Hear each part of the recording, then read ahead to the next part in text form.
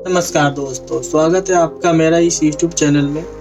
मैं आज आप लोगों को गौतम बुद्ध से जुड़ी एक कथा सुनाने जा रहा हूँ। एक बार गौतम बुद्ध अपने शिष्य को कथा सुना रहे होते हैं। तभी वो कहते हैं कि हर पुरुष के होती है 4 पत्नियाँ। जैसे ही वो अपना ये वचन कहते हैं, एक शिष्य खड़ा होकर उनसे कहता है, महाराज ये आप क्या कह रहे हैं?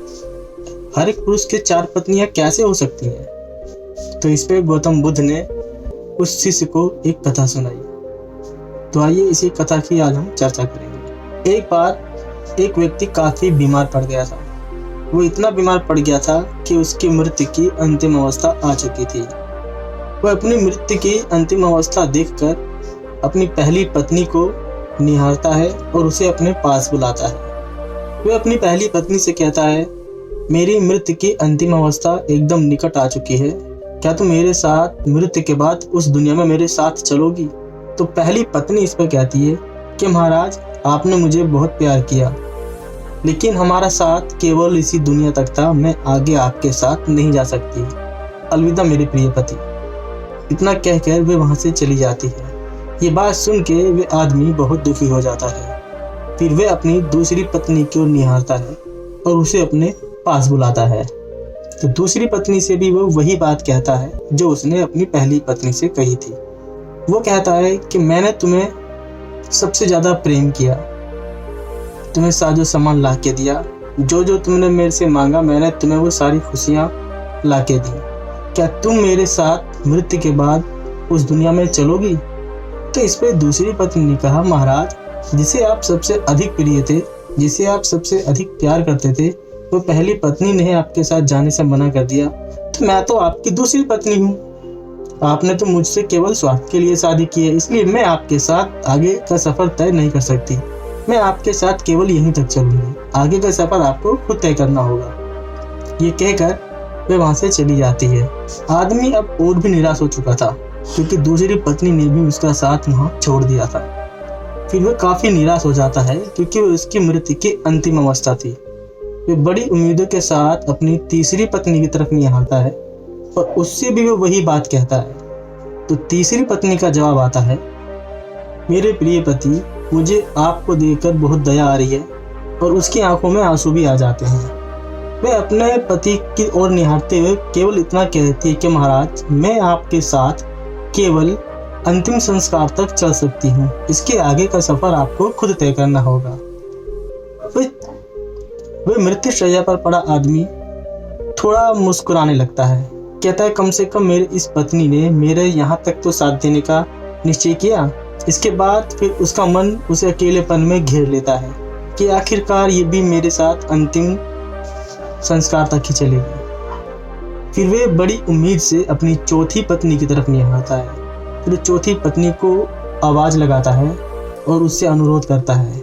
वह कहता है कि मैंने तुम्हें बिल्कुल भी प्रेम नहीं किया, मैंने तुम्हें हमेशा कटु शब्द कहे हैं, हमेशा तुम्हारा तिरस्कार किया है। मेरा ये हक तो नहीं बनता कि मैं तुमसे किसी भी बात का अनुरोध कर सकूं। तो फिर भी मैं तुमसे ये कहना चाहता हूँ कि मेरा मृत्यु का समय बिल्कुल निकट है और बाकी तीनों पत्नियों ने मेरे साथ चलने से मना कर दिया है। क्या तुम मेरे साथ मृत्यु के बाद उस लोक में चलोगी? तो उसकी चौथी पत्नी कहती है, महाराज आपने मेरे साथ कितना ही कटु शब्द कहे हो, कितना ही तिरस्कार किया हो, लेकिन मैं आपसे सबसे अधिक प्रेम करती हूँ। मैं आपकी बाकी तीनों पत्नियों की तरह साथ नहीं छोड़ सकती। चाहे आप जीवन के इस तरफ हो या जीवन के उस तरफ, मैं सदैव आपके साथ हमेशा रहूंगी। ये बात सुनते ही उस आदमी की आंखों में आंसू आ जाते हैं कि उसने जिस पत्नी को सबसे ज्यादा तिरस्कार किया, ठुकराया, कटु शब्द कहे, वही पत्नी उसके साथ चलने के लिए तैयार थी। गौतम बुद्ध अपनी कथा खत्म करते हुए अपने शिष्य को कहते हैं, इसी प्रकार हर आदमी या हर औरत के साथ होती हैं 4 पति या 4 पत्नियां। उसमें एक शिष्य ने पूछा, महाराज ये 4 पति, ये 4 पत्नियां कौन होते हैं, हमें जरा विस्तार से बताइए। तब गौतम बुद्ध ने उन्हें बताया, हमारी पहली पत्नी होती है हमारा यह शरीर, जिसे हम बहुत ही सजाते हैं, संवारते हैं, साफ सुथरा रखते हैं। सुबह सुबह उठते ही हम नहाते हैं, धोते हैं और इस शरीर को एकदम सुंदर बना लेते हैं। खाना खिलाते हैं, पानी पिलाते हैं, हम इसे बहुत ही अपने शरीर को सुंदर रखते हैं। लेकिन ये हमारे साथ केवल मृत्यु तक ही रहते हैं। मृत्यु के बाद अगली दुनिया में हम इस शरीर को नहीं ले जा सकते। ये हमारी पहली पत्नियां होती हैं। दूसरी पत्नी से गौतम बुद्ध का जो तात्पर्य है वह है भौतिक चीजें, धन, दौलत, संपत्ति। ये सभी हम अपने मूल जीवन में इनका इस्तेमाल कर सकते हैं। इन्हें मृत्यु के पश्चात हम इसे आने वाले जीवन में या कहें कि मृत्यु के बाद के जीवन में इस्तेमाल नहीं कर सकते। ये बस केवल यहीं तक ही हमारा साथ देती हैं। हम इस दुनिया में खाली हाथी आते हैं और खाली हाथी चले जाते हैं। जो भौतिक चीज़ें हम अपने जीवन में इस्तेमाल करते हैं, जिन्हें हम एकदम अपना मानने लगते हैं, उनके पीछे हम मोह माया में पड़ जाते हैं। हम यही सब कुछ मान लेते हैं कि यही जो चीज़ें हैं यही हमारा सब कुछ है, लेकिन मृत्यु के बाद इनका कोई मोल नहीं होता। ये हमारी दूसरी पत्नियां थी। गौतम बुद्ध अपने शिष्य को समझाते हुए कहते हैं। तीसरी पत्नी के बारे में समझाते हुए गौतम बुद्ध अपने शिष्य से कहते हैं, तीसरी पत्नियां हमारा समाज, हमारे रिश्तेदार, हमारे भाई बहन, माता पिता ये होते हैं जो कि हमारा साथ केवल अंतिम संस्कार तक ही दे सकते हैं, क्योंकि उसके बाद का सफ़र उस मृतशैया पर पड़े आदमी को अकेले ही तय करना होता है।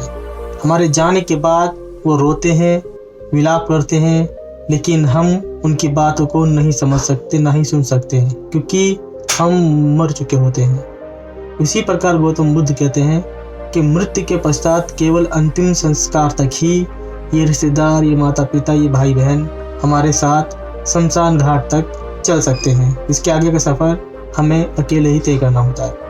गौतम बुद्ध ये बात बता ही रहे होते हैं, तभी अचानक एक शिष्य खड़ा होकर कहता है, महाराज चौथी पत्नी का क्या तात्पर्य है, हमें कृपया ये बताएं। चौथी पत्नी को समझाते हुए गौतम बुद्ध ने कहा कि चौथी पत्नियां के रूप में हम अपने भाग्य, अपने मन, अपने चेतना, अपने कर्म को ले सकते हैं, क्योंकि ये मरने के बाद भी हमारे साथ ही रहती हैं और हमारा कर्म, हमारा आने वाला समय ये सुनिश्चित करती हैं। इसलिए चौथी पत्नी जो है वो कभी भी साथ नहीं छोड़ती, वो मरने के बाद भी हमारे साथ ही रहती है।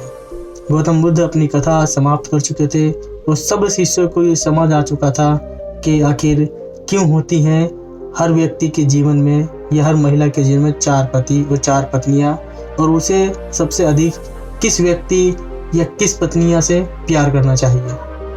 दोस्तों, ये कहानी आपको अच्छी लगी होगी। अगर अच्छी लगी हो तो मेरे चैनल को लाइक और सब्सक्राइब जरूर कीजिएगा। मैं आगे और भी सबसे अच्छी कहानियाँ और भी अच्छे कथन आपके लिए लाता रहूँगा। मिलते हैं अगले वीडियो में, जब तक के लिए नमस्कार।